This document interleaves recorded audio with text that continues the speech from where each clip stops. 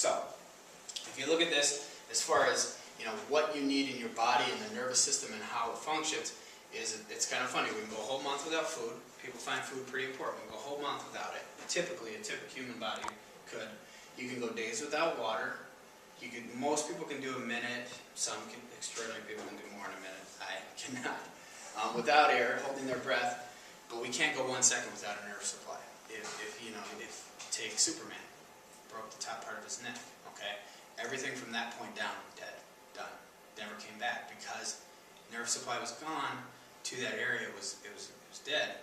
His heart and things like that still, he had to have lungs to help him breathe because he did the nerves that do that as well. But his heart still beat normal and things like that because the nerves that come out of the base of the skull go down into the heart or in the chest to control that, and digestive tract work too because of that same nerve.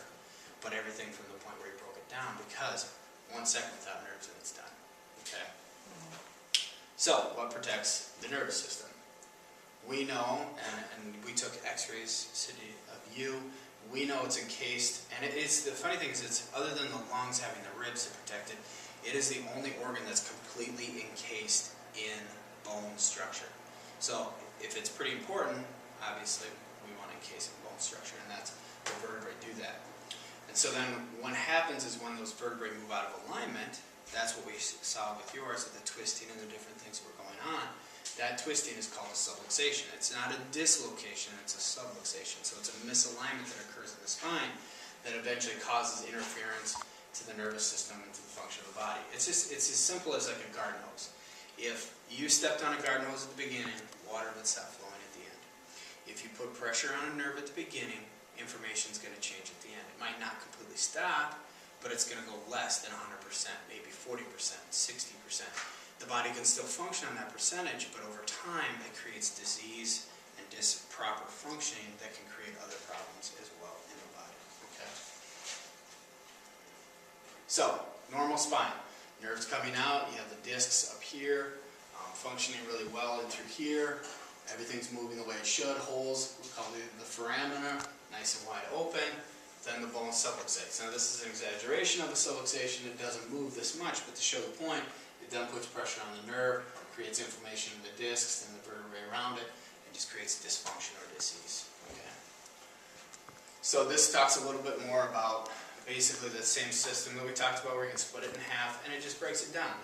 Most people with cervical, spinal issues, the top things we see are headaches, neck, sinuses, allergies, weakened immune system, ADHD. So you can see some of those are organs in the front, and some of them are problems in the back. And you can go through the other areas and see the same thing: low back, digestive, back pain, reproductive problems. People that can't have babies, we have things like that. Bedwetting with kids and adults, and then hip pain as well. Okay. So this is the simplest way you can explain it. It's like having a circuit breaker in your back. If the circuit breaker's out, you want to go to the box, find out where it's at, and replace the box. It's the same thing in the spine. When the circuit breaker's out in the spine, we go back to the spine and the nervous system, we correct the problem, and the body functions and continues to function better. Okay. Now, you look at the gap potential is what we call it, the general adaptive potential. How well does your body adapt to the external environment?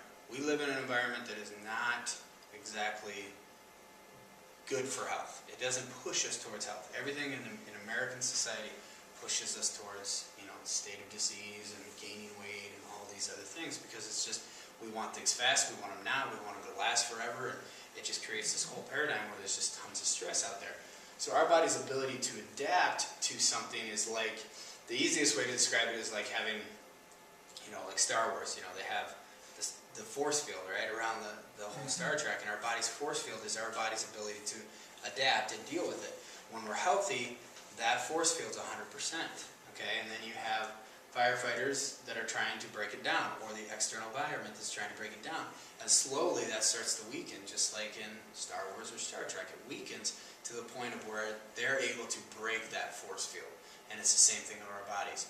As our health diminishes and our function of our bodies diminishes, our ability to adapt to stress diminishes. Stress has more and more an effect on our life until we keep going downhill. And you know that when you see people are unhealthy, they just continue to go downhill, and they just continue. And it's like this landslide effect, and before you know it, we see people on 30 drugs here, 30 different pills. It's amazing. How can 30 pills get you back up to that potential you had once before? It just can't. It has to be a complete change, a shift. And so that's our body's ability to adapt to that, and that's through the nervous system that allows us to do that. And that's why we do the scans we did. It shows us, okay, this is your body's ability to adapt to that stress. And then that number will increase as your body gets healthier, going from a very challenged state to a good or excellent state. And that's what we continue to test. And that's one thing we did with Cindy is we tested it initially, John, and we're going to continue to test it because that will improve as our health improves on those parameters of functioning that we talked about. So it's like if you went to the doctor and got your blood tested, and he came to you and said, you know what, John, you look like you have high blood pressure, we're just going to give you some pills, we're not going to do any tests. You'd say he was crazy, right? Exactly, you don't want him to test it. Same thing here. A lot of chiropractors don't do this, but they should, because it tells you how well is your nervous system functioning, and then how can we test it as you improve and continue to go through your care, versus us just saying, well, your symptoms are gone, you must be doing better. Well, then now we're just like the pill, where you take a pill and it goes away. This way we can generally test it as you continue to improve and maintain and monitor it through your health. Okay? So a couple examples of scans, just because it's really important. This is a normal scan. Everything's white, has that nice bell-shaped curve. And the scans, everything we do, remember, it's tested symmetrically, so from side to side. We don't test it against some random person. It's tested against yourself based on side to side. If it's normal, the two sides will be equal. Okay?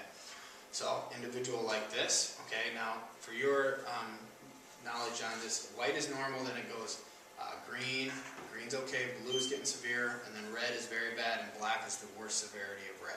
Okay? So based on the nervous system, if we look at somebody who has a scan like this, what do we think's going on? Any guesses? You guys, what do you think might be going on in there? Well, it's mid-back and between the shoulder blades. So there's going to be some tension in the neck and the shoulders, maybe some headaches, some different functional things, maybe into the stomach, the digestive tract. So this person deals with a lot of neck pain, allergies, sinuses, and back pain. So it's pretty obvious.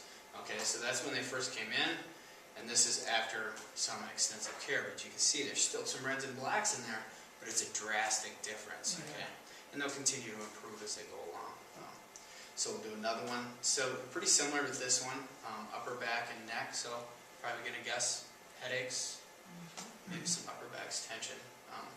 And this is a little bit different, similar scan, but they have headaches, but then they have constant ear and sinus infections, high blood pressure, and low back.